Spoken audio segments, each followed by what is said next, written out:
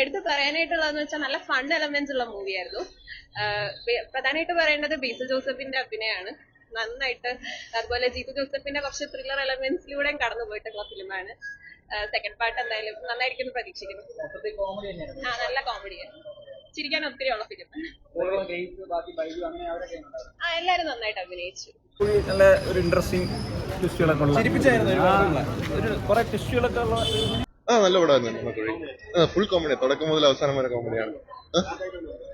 ലാഗൊന്നുമില്ല, നല്ല ഫുൾ എന്റർടൈനറാണ്. ഈ സിനിമ തുടങ്ങുന്നതിന് മുമ്പ് തന്നെ എല്ലാവർക്കും ഉള്ളൊരു സംശയം ഉണ്ടായിരുന്നത് ജിത്തു ജോസഫിന്റെ സിനിമ ആയതുകൊണ്ട് ഈ അടുത്ത കാലത്ത് അദ്ദേഹം അവസാനങ്ങളെ ചെയ്ത സിനിമകളെല്ലാം അതുപോലെ ഒരു ഭയങ്കര സീരിയസ് മോഡിലേക്ക് പോകുന്നൊരു സംശയം ഉണ്ടായിരുന്നു. അതുകൂടാതെ തന്നെ സിനിമയുടെ റൈറ്റർ സിനിമ തുടങ്ങുന്നതിന് തൊട്ടുമുമ്പ് ഒരു പോസ്റ്റ് ട്വിറ്ററിലുണ്ടായിരുന്നു. അപ്പോൾ അദ്ദേഹം ഈ 12th Man, ഹ്യൂമൻ പോലുള്ള സിനിമകളുടെയൊക്കെ റൈറ്ററും കൂടെയായിരുന്നു. അപ്പോൾ സിനിമ തുടങ്ങിയ ഫസ്റ്റ് ഹാഫ് ഒരു കോമഡി ഒരു ബേസിലാണ് പോകുന്നത്. ഭയങ്കര പൊട്ടിച്ചിരി എന്ന് പറയാൻ പറ്റത്തില്ല, ഒരു നുറുങ്ങ് തമാശകൾ അങ്ങനത്തെ രീതിയിൽ സിറ്റുവേഷണൽ ബേസ് അങ്ങനെയുള്ള കുറേ കോമഡികളുണ്ട്. പിന്നെ സെക്കൻഡ് ഹാഫിലേക്ക് പോകുമ്പോഴത്തേക്കും പിന്നെ നമുക്കൊരു പ്രേക്ഷകൻ എന്ന രീതിയിൽ എനിക്കൊരു സംശയം, ഇനി തീർച്ചയായും ഈ ഒരു റൈറ്ററും സംവിധാനം ഇതോടായതുകൊണ്ട് ഒരു സീരിയസ് മോഡിലേക്ക് പോകുമെന്നുള്ളൊരു സംശയങ്ങളുണ്ടായിരുന്നു.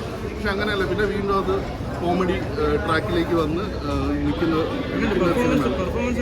പെർഫോമൻസ് ഗ്രേസും ബൈജു ചേട്ടൻ, പിന്നെ അതുപോലെ തന്നെ ബേസിൽ, അവർക്ക് 3 പേർക്കാണ് കൂടുതൽ ഒരു സ്പേസ് കിട്ടിയിട്ടുള്ളത്. അത് ഗ്രേസ് വളരെ നന്നായിട്ട് ചെയ്തിട്ടുണ്ട്. പുള്ളിക്കാരത്തിന് ഇതേപോലെ എനിക്ക് പുള്ളിക്കാരത്തിന് അഭിനയം ഭയങ്കര ഇഷ്ടമാണ്. അവർ നല്ല രീതിയിൽ ചെയ്തിട്ടുണ്ട്. അതുപോലെ തന്നെ ബേസിൽ നമ്മൾ ഒത്തിരി സിനിമകളിൽ കണ്ട ആ ഒരു യൂഷ്വൽ ആ ഒരു ഇതിൽ പോയിട്ടുണ്ട്. പിന്നെ ഇത് കുറേ സംഭവങ്ങൾ, അതായത് ഒരേ സമയത്ത് നടക്കുന്ന കുറച്ച് സംഭവങ്ങൾ കോർത്തിണക്കി അവസാനം എല്ലാം ഒരുമിച്ച് വന്ന് ചേർന്ന് അങ്ങനത്തെ രീതിയിൽ പോകുന്നതാണ്. കുഴപ്പമില്ല, ജസ്റ്റ് ഒരു ഭയങ്കര ഒരു എൻജോയ് ചെയ്ത് കാണാം. അങ്ങനെ ഫാമിലിയായിട്ട്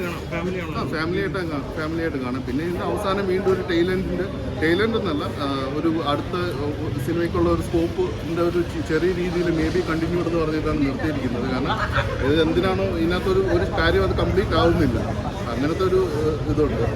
എല്ലാം എനിക്ക് ഭയങ്കരമായിട്ട് അങ്ങനെ ഒരു എന്താ പറയുക തമാശകളൊന്നും എനിക്ക് പേഴ്സണലി വർക്കൗട്ടായില്ല. തിയേറ്ററിനകത്ത് അങ്ങനെ ജസ്റ്റ് ഒരു ഞാൻ നേരത്തെ പറഞ്ഞല്ലോ ഒരു നുറുങ്ങ് തമാശകൾ എന്നുള്ള രീതിയിൽ ഇങ്ങനെ കണ്ടിരിക്കും. കുറച്ചൊക്കെ അവിടെ ഇവിടെയൊക്കെ ഉള്ളതായിട്ടുള്ളൂ. പിന്നെ ലാസ്റ്റ് അല്ലാതെ പോയിട്ട് ചിലവ് അങ്ങനെ പറഞ്ഞില്ല. പിന്നെ ബൈജുചേട്ടൻ കൊള്ളാം, ബൈജു സന്തോഷം, പുള്ളിക്കാരൻ അടിപൊളിയായിട്ടുണ്ട്. നല്ലൊരു കോമഡി പടം, ലൈക്ക് ആ ഒരു ജേണർ എന്താണോ അതിലേക്ക് നീതി പുലർത്തി വെച്ച ഒരു പടമാണ്. പറയത്തൊക്കെ ലാഗ് ഫസ്റ്റ് ഹാഫ് മാത്രം ലാഗായിട്ട് തോന്നി, അതായത് ഒരു സ്റ്റോറി ബിൽഡ് ചെയ്ത് വരുന്നത്. സെക്കൻഡ് ഹാഫ് തൊട്ട് ചിരിച്ച് ചാവ് അങ്ങനത്തെ ഒരു പടമാണ്. എല്ലാവരും കൊള്ളായിരുന്നില്ല, എല്ലാം കൊള്ളായിരുന്നു. ലൈക്ക് എല്ലാ ആക്ടേഴ്സ്, മനോജ് കെ ജയൻ, സിദ്ദിഖ്, ബൈജു, ബേസിൽ ജോസഫ്, ഗ്രേസ് ആന്റണി എല്ലാം കൊള്ളാം. ജോസഫ് ഒരു ത്രില്ലർ പടം എടുക്കുന്നതാണ് നല്ലത്. പക്ഷേ ഒരു അത്ര ഒരു രസകരമായിട്ടുള്ള തമാശ രീതിയിലാണ് ഫുള്ളും എടുത്തേക്കുന്നത്. നമുക്ക് അത്രത്തോളം ജയിക്കില്ല. കുറേ സിറ്റുവേഷൻ കോമഡിയൊക്കെ ഉണ്ട്. പക്ഷേ എനിക്കെന്തോ അത്ര ഇഷ്ടമല്ല. ഫസ്റ്റ് ഹാഫ് നല്ലോണം ഭയങ്കര ഒരു വെറുപ്പിക്കലായിരുന്നു. സെക്കൻഡ് ഹാഫാണ് കുറച്ചുകൂടെ തമാശ ഉൾപ്പെടുന്നത്. പക്ഷേ കണ്ടുകൊണ്ടിരിക്കാം, നല്ല ഫാമിലിയായിട്ടൊക്കെ വന്ന് ധൈര്യമായിട്ട് കാണാം. കാരണം മോശപ്പെട്ട ഒന്നും കാണിക്കുന്നില്ല. ഡബിൾ മീനിങ് കോമഡി അങ്ങനെയൊന്നുമില്ല. പണ്ടത്തെ ആ ഒരു പ്രേതത്തിൻ്റെ ആ പൂച്ചയ്ക്കൊരു മുറ്റിറ്റി അങ്ങനെയൊക്കെ ഉള്ളല്ലേ, ഇങ്ങനെ സീക്വൻസ് ആയിട്ടുള്ള ഇങ്ങനെ തമാശകൾ അതൊക്കെ കാണിക്കും.